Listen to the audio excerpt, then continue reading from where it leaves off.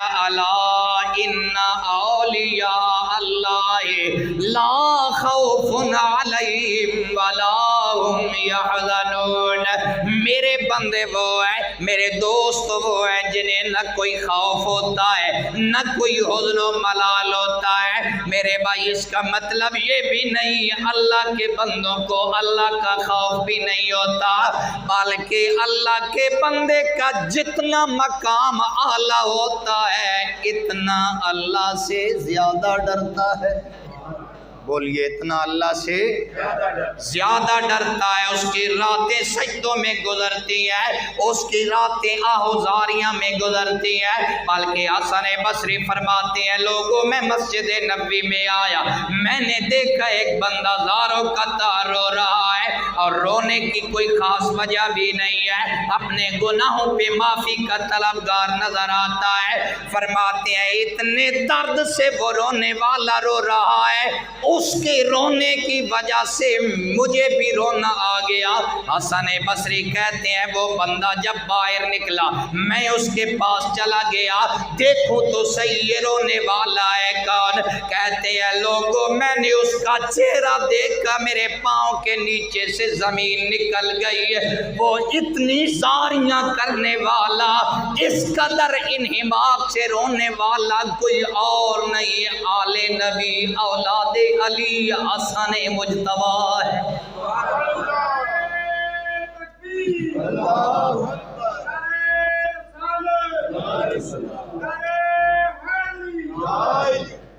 माते मैंने देखा हसन मुज्तबा रो रहे हैं। मैंने कहा आप तो सैयद हैं, आप तो जन्नती जवानों के सरदार हैं, आप यूं क्यों रोते हैं?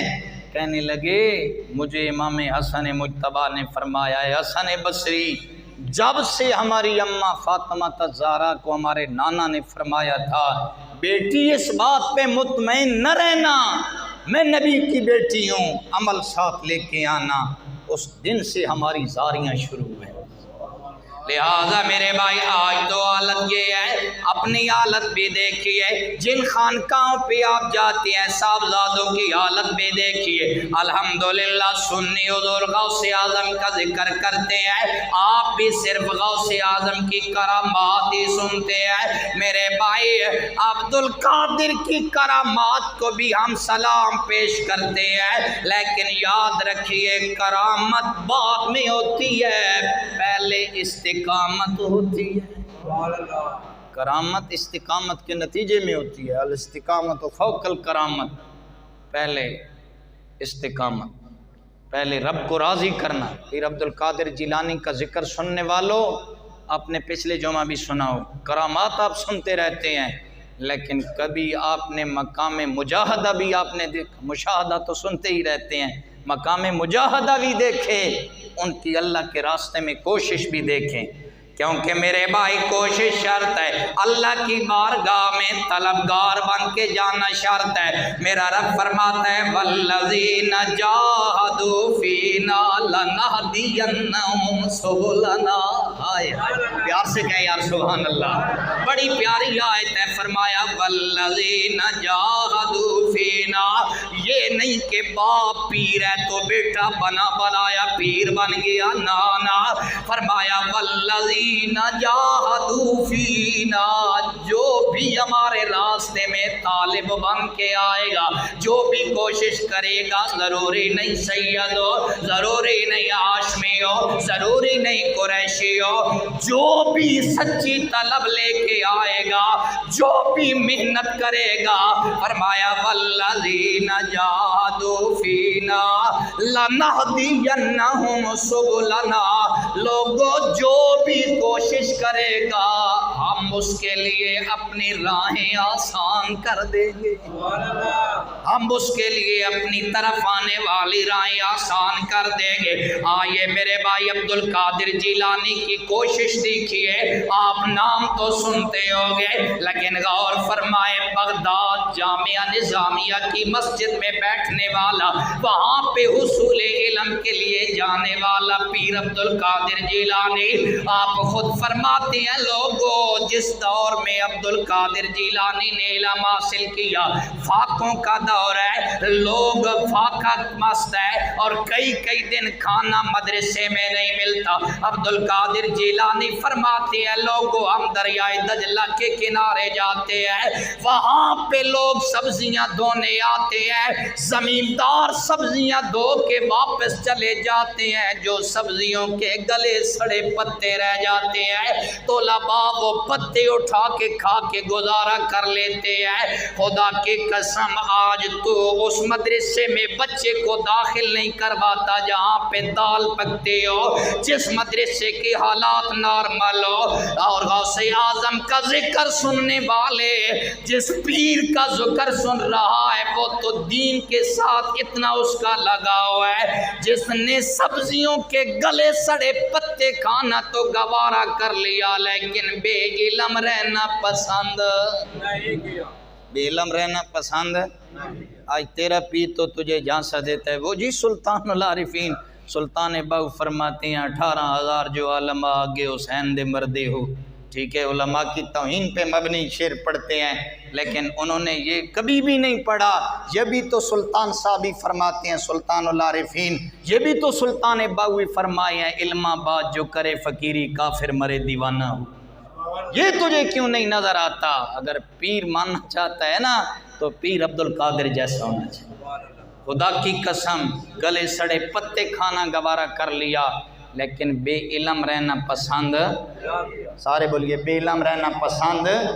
فرماتے ہیں میں بغداد کی جامع مسجد میں بیٹھا تھا، جامع نظامیہ جہاں پہ علم حاصل کیا، فرماتے ہیں کونے میں بیٹھا تھا، بھوک بڑی سخت لگی تھی، ایک آدمی آیا اس نے میرے سامنے کھانا شروع کر دیا اور مجھے بھوک اتنی سخت لگی ہے وہ نوالا اپنے منہ میں ڈالتا ہے میرا منہ بے ساختہ کھل جاتا ہے۔ فرماتے ہیں اس نے اصرار کیا اور کھانے پہ مجھے ساتھ بٹھا لیا، جب کھانا شروع کر دیا نا وہ کہنے لگا میرے بچے میں جیلان سے آیا ہوں، اس مدرسے میں کوئی بچہ عبد القادر پڑھتا ہے، اس کی ماں نے اس کے لیے مجھے خرچ دیا تھا اور میں اتنے دنوں سے اسے تلاش کر رہا ہوں لیکن وہ مجھے نہیں مل رہا، اب میرا ذات راہ ختم ہو گیا، یہ جو ہم کھانا کھا رہے ہیں یہ اس کے پیسوں سے کھا رہے ہیں، اس کی ماں نے جو خرچ دیا تھا اس سے ہم کھا رہے ہیں۔ اب میرے جیسا کوئی خشک مولوی ہوتا فوراً کہتا میں ہی عبد القادر ہوں، لیکن عبد القادر دلوں کی قدر کرنے والا، آپ نے سوچا میں کہوں گا میں عبد القادر ہوں یہ شرمندہ ہو جائے گا، یہ کھانا چھوڑ دے گا۔ فرماتے ہیں ہم کھانا کھاتے رہے، باتیں بھی ساتھ ساتھ ہوتی رہی، وہ کہتا بار بار میں نے اس بچے کو بڑا تلاش کیا ہے لیکن یہ جو کھانا کھا رہے ہیں ہم اسی کے رزق سے کھا رہے ہیں، اسی کے پیسوں سے کھا رہے ہیں۔ عبد القادر جیلانی فرماتے ہیں جب کھانا مکمل ہو گیا رب کی بارگاہ میں ہاتھ اٹھائے، میرے مالک تو کتنا کریم ہے، کتنا مہربان ہے، ایسے حالات میں بھی اپنے بندے عبد القادر کو رزق دیا ہے تو اس کے اپنے مال سے عطا فرمایا ہے، مجھے کسی کے در پہ نہیں جانے دیا۔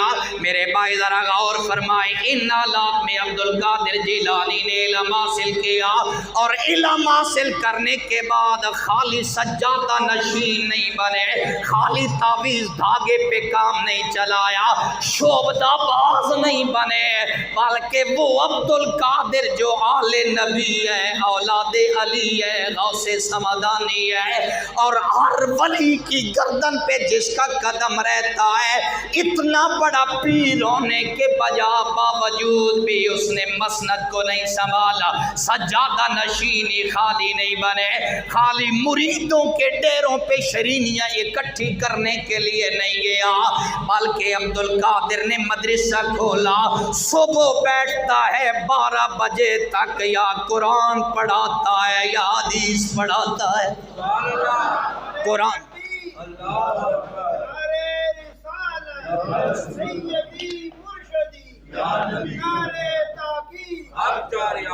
لہذا میرے بھائی عبد القادر جیلانی ایک پیر کے لیے راہوں کا تعین فرما گئے. ایک پیر کو کیسا ہونا چاہیے؟ اتنا بڑا سجادہ نشین ہونے کے باوجود، خدا کی قسم قطبیت کبریٰ کے منصب پہ فائز ہونے کے بجائے باوجود بھی آپ اگر چاہتے تو خاموشی سے بیٹھ جاتے، لیکن نہ صبح اپنے مصلی پہ بیٹھتے ہیں، 12 بجے تک دوپہر تک بچوں کو درس حدیث دے رہے ہیں، درس قرآن دے رہے ہیں، اور 12 بجے کے بعد جب اپنے غریب خانے پہ، اپنے دولت خانے پہ تشریف لے جاتے ہیں، اپنے کاشان کرم پہ تشریف لے جاتے ہیں. بڑے بچے تو مدرسے میں رہ گئے، وہ چھوٹے چھوٹے معصوم بچے جن کی نہ ماں ہے نہ باپ ہے، یتیم بچوں کو میرا پیر عبد القادر ساتھ لے جاتا ہے. دن سردیوں کا موسم، دن 12 بجے کے بعد ان بچوں کو اپنے سامنے بٹھاتا ہے، چھوٹے چھوٹے نوالے بنا کے ان معصوم بچوں کے منہ میں ڈالتا ہے، کبھی ان کی جوئیں نکالتا ہے اور ساتھ روتا بھی ہے، ان کے سر پہ ہاتھ رکھ کے کہتا ہے میرے بچوں فکر نہ کرنا، پریشان نہ ہونا، تمہاری ماں بھی عبد القادر ہے، تمہارا باپ بھی عبد القادر ہے. کوئی ایسا پیر؟ آپ بھی خالی کرامات ہی سنتے ہیں، عبد القادر کی یہ استقامت آپ نے کبھی نہیں سنی. لہذا میرے بھائی عبد القادر کی استقامت یہ بندہ جب اس طرح اپنے آپ کو بنا لیتا ہے، پھر جب زور کی نماز کے لیے آپ آتے ہیں، زور سے اثر تک آپ قرآن کی تلاوت کرتے ہیں. کیا کرتے ہیں؟ سارے بولیے کیا کرتے ہیں؟ میرے بھائی آج کے پیر کو تو سورہ اخلاص پڑھنے بھی شاید نہ آئے، اللہ ماشاء اللہ سارے بندے برابر نہیں ہے، لیکن حکم چونکہ اکثریت پہ ہوتا ہے. لہذا میرے بھائی عبد القادر اتنا بڑا پیر ہونے کے باوجود ظہر سے عصر تک قرآن کریم کی تلاوت کرتا ہے، اور عصر کے بعد مغرب تک لوگ فتویٰ لینے آتے ہیں، مسائل پوچھنے آتے ہیں، آپ مصلی پہ بیٹھ کے لوگوں کو نبی کا دین سمجھاتے ہیں، مسائل بتاتے ہیں، اور مغرب کے بعد پھر پیر عبد القادر جیلانی کے لنگر غوثیہ کا دروازہ کھل جاتا ہے. پھر عبد القادر جیلانی کے گھر کا دروازہ کھل جاتا ہے، ایک منادی ندا دیتا ہے کوئی بھوکا تو اس کے لیے عبد القادر کا دروازہ کھلا ہے، کوئی ننگا تو کپڑا اگر چاہیے عبد القادر کا دروازہ کھلا ہے، اگر بستر چاہیے تو عبد القادر کے لنگر کا دروازہ کھلا ہے. لہذا میرے بھائی ان مجاہدوں سے عبد القادر جیلانی گزرا. آج میں عموماً کہتا ہوں چشتی اپنے پیر کا عرس مناتے ہیں، نقش بندی اپنے پیر کا مناتے ہیں، قادری اپنے پیر کا مناتے ہیں، سہروردی اپنے پیر کا مناتے ہیں، شاذلی اپنے پیر کا مناتے ہیں، اویسی اپنے پیر کا مناتے ہیں. یہ سارے اپنے اپنے پیر کا عرس مناتے ہیں، لیکن عبد القادر کو میرے رب نے وہ مقام عطا فرمایا تھا، عبد القادر کا عرس سارے مناتے ہیں. ہے کہ نہیں؟ سارے مناتے ہیں کہ نہیں؟ اور اپنے پیر کا سال بعد مناتے ہیں، عبد القادر کا ہر ماہ مناتے ہیں. کیوں مناتے ہیں؟ عبد القادر نے خالی تعویذ دھاگے پہ کام نہیں چلایا، صرف سجادہ نشین نہیں بنا. عبد القادر صبح سے لے کے زور تک 12 بجے تک کیا کرتا ہے؟ درس قرآن دیتا ہے، بچوں کو درس حدیث پڑھاتا ہے. ایک پیر بھی ہے اور ایک معلم بھی ہے، ایک استاذ بھی ہے، اور پھر بچوں کو، معصوم بچوں کو کھانے بھی کھلاتا ہے اپنے ہاتھ سے، ان کی جوئیں بھی نکالتا ہے، ان کی دلجوئی بھی کرتا ہے، غربا کے حوصلوں کو جلا بھی بخشتا ہے، پھر زور سے اثر تک رب کے قرآن کی تلاوت کرتا ہے. تجھے اور مجھے کیا پتا کہ قرآن کے اندر لذت کتنی ہے اور یہ کتنا میٹھا کلام ہے. ہم نے کبھی اسے کھول کے دیکھا جو نہیں، ہم نے تو سوچا یہ صرف ہمارے جھگڑے مکانے کے لیے آیا ہے، جھگڑے ختم کرنے کے لیے آیا ہے. جس جگہ پہ مسئلہ بن گیا، مد مقابل کو کہا سر پہ قرآن رکھ تو میں تیری بات، بھائی قرآن تیرے جھگڑے مکانے بھی آیا، تیری زندگی بدلنے بھی آیا. اس لیے قرآن کریم اس ذوق سے پڑھا کرو. بڑے بڑے لوگ جب بے چین ہوتے نا تو رب کا قرآن کھول کے بیٹھ جاتے. شیخ ڈاکٹر علامہ محمد اقبال فرماتے ہیں میں ایک دن قرآن پڑھ رہا تھا تو میرے والد گرامی خواجہ نور محمد قادری رحمۃ اللہ تعالیٰ علیہ آپ نے دیکھا, آپ نے پوچھا اقبال کیا کر رہا ہے؟ میں نے کہا ابا جی قرآن پڑھ رہا ہوں. فرمایا قرآن عدم توجہ سے نہ پڑھا کرو, جب قرآن پڑھنا شروع کرو تو یوں سمجھو میرا رب مجھ سے ڈائریکٹ باتیں کر رہا ہے. اس تناظر میں قرآن پڑھا کرو. تو پیر عبد القادر جیلانی قرآن پڑھا کرتے, پھر عصر کے بعد فتوے جاری کرتے, مغرب کے بعد پھر کھانے کھلاتے, پھر رات کو تھوڑا آرام, پھر جناب تہجد پڑھنے کے بعد طلباء کے کپڑے اٹھانا, پھر تالاب پہ چلے جانا. اس مجاہدہ سے, اس استقامت سے گزرے, پھر رب نے یہ مقام عطا فرمایا. آپ چونکہ کرامات سننے کے عادی ہیں, میں ایک آدھ کرامت بھی آپ کی ذکر کر دیتا ہوں. آپ نا بیٹھے تھے تو آپ کے علاقے کے بغداد کے لوگ آئے, آ کر کہنے لگے جناب طاعون کا مرض پھیل رہا ہے اور ہمارے مریضوں کو ڈاکٹروں نے لا علاج کر دیا ہے, آپ دعا فرمائیں. تو آپ نے فرمایا میں دعا وغیرہ نہیں کرتا, یہ میرے مدرسے میں جو گھاس لگا ہے نا, اس گھاس کا ایک ایک تیلا, ایک ایک تنکا اپنے مریضوں کو کھلا دیں, اللہ شفا عطا فرمائے. تو وہ جس مریض کو وہ ایک تنکا کھلاتے, ایک تیلا کھلاتے, وہ چھلانگے لگاتے, اس سے احتیاب ہو جاتا. انہوں نے سوچا بڑے بڑے اطباء اور بڑے بڑے ڈاکٹر حضرات جن کو شفا نہیں دے سکے, جن کی دوا سے انہیں شفا نہیں ملی, عبد القادر جیلانی کے مدرسے کے گھاس میں وہ کون سی تاثیر ہے کہ ہماری بیماروں کو شفا مل رہی ہے. بغداد کے لوگ آئے, آ کر کہنے لگے پیر سائیں اس گھاس کو کس علاقے کا پانی دیتے ہو, اس کے لیے مٹی کہاں سے لائے ہو, اس کے اندر اتنی تاثیر کہاں سے آ گئی؟ آپ نے فرمایا نادانوں میں قرآن و حدیث کا پانی دیتا ہوں. کتنے عرصے سے میرے مدرسے کے طلباء قرآن پڑھ رہے ہیں, حدیث پڑھ رہے ہیں, اور ان کا سانس اس گھاس کے اوپر سے گزر کے جا رہا ہے, گویا قرآن و حدیث کا اس پہ دم ہو رہا ہے, اور ابھی بھی اس گھاس کے اندر وہ تاثیر اور طاقت نہیں آئی کہ تمہاری بیماروں کو شفا دے سکے. اس لیے میرے بھائی جب بندہ اللہ کا ہو جاتا ہے نا, من کان للہ کان اللہ لہو, جب بندہ اللہ کا بن جاتا ہے تو اللہ پھر ہر کام اس کی مرضی کے مطابق کرنا شروع کر دیتا ہے. پھر اس کے ادارے کے گھاس میں بھی اللہ شفا رکھ دیتا ہے. لیکن شرط یہ ہے والذین جاہدوا فینا لنہدینہم سبلنا, کہ بندہ کیا کرے, اس کے راستے میں آئے, محنت کرے, تب وہ راہیں آسان کر دیتا ہے. تب اس کے بندے کے لیے راہیں اللہ کی توحید کی عطا کو, اللہ کی ذات تک پہنچنے. اور جو میں نے ایک اور آیہ مقدسہ بھی پڑھی تھی, لوگ سمجھتے ہیں یہ جو پیر خانوں پہ آپ جاتے ہیں نا, خانقاہی نظام کے ساتھ جو تعلق ہوتا ہے یہ بے فائدہ ہے, اس کا کوئی مقصد نہیں ہے. مقصد ہے, لیکن یہ تعلق اگر خدا کی رضا کے لیے, الاخلاء یومئذ بعضهم لبعض عدو الا المتقین, قیامت کے دن کوئی تعلق کام نہیں آئے گا, ہاں جو تعلق خدا کی رضا پہ مبنی ہو, جو تقوی پہ مبنی ہوگا وہ تعلق کام آئے گا. آپ یاد رکھیں پیر سے جو تعلق ہوتا ہے وہ خدا کی رضا کے لیے ہونا چاہیے. اس لیے نہیں کہ پیر صاحب کے بندے بڑے ہیں, میرے بچے کو ویزا لگوا دیں گے, ملازمت دلوا دیں گے, اس نیت سے پیر نہ بنایا کر. پیر اس نیت سے بنایا کر میرا پیر رب سے ملا ہوا ہے, میں اس کے ہاتھ میں ہاتھ دوں گا, میرا بھی رابطہ میرے رب سے کرا دے. اس نیت سے اگر تو پیر بنائے گا تو وہ تعلق یہاں بھی کام آئے گا, قبر میں بھی کام آئے گا, اور کل قیامت کے دن بھی کام آئے گا.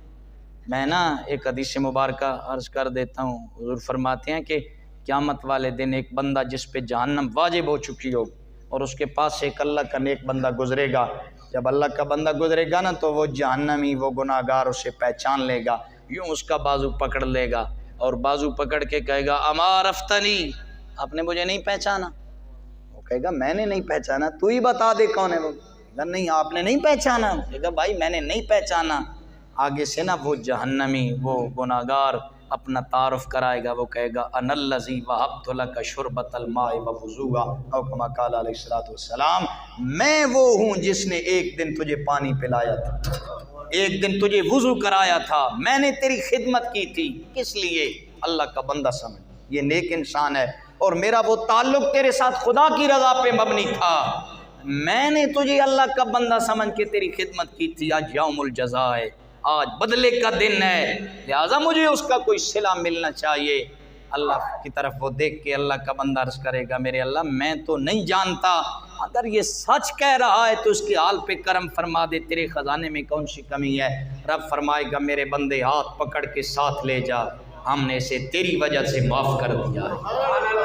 اس لیے یہ ان کی ذاتیں، ان کے ساتھ یہ جو نسبت ہوتی ہے یہ فائدہ دیتی ہے۔ میں نے ایک واقعہ پڑھا، ایک بزرگ گلی میں جا رہے تھے تو انہوں نے دیکھا ایک شرابی تھا، گلی کے گندا پانی اس کے منہ سے اس کا منہ نالی میں لٹکا ہوا اور گلی کا گندا پانی اس کے منہ کو مس کر کے جا رہا تھا۔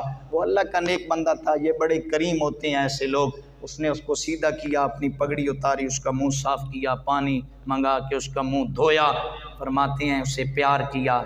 تو پھر وہ بندہ نیک بندہ اللہ کا چلا گیا، کہتا ہے رات کو تہجد کے لیے آیا تو کیا دیکھتا ہے مسجد میں اس سے پہلے مصلی پہ وہ شرابی کھڑا ہے، وہ پہلے تہجد ادا کر رہا ہے۔ اس نے کہا میرے اللہ تیری حکمتیں بھی سمجھ نہیں آتی، دن کو یہ نشے میں مست تھا، اسے اپنے آپ کی بھی خبر نہیں تھی، اور رات کا اتنا پکا نمازی ہے، وجہ کیا ہے؟ ہاتف غیب سے آواز آئی میرے بندے تو نے ہماری وجہ سے اس کا منہ دھویا تھا، ہم نے تیری وجہ سے اس کا دل دھو دیا ہے، ہم نے اس کے دل کو پاک کر دیا ہے اور اپنا بندہ بنا لیا ہے۔ اس لیے ان اللہ والوں کے ساتھ تعلق جوڑو، دنیا میں بھی ان کا تعلق کام آتا ہے، قبر میں بھی، اور کل قیامت کے دن بھی انشاءاللہ کام آئے گا۔ اللہ کریم ہمیں اپنا تعلق اپنے بندوں کے ساتھ جوڑنے کی توفیق نصیب فرمائے۔ وآخر دعوانا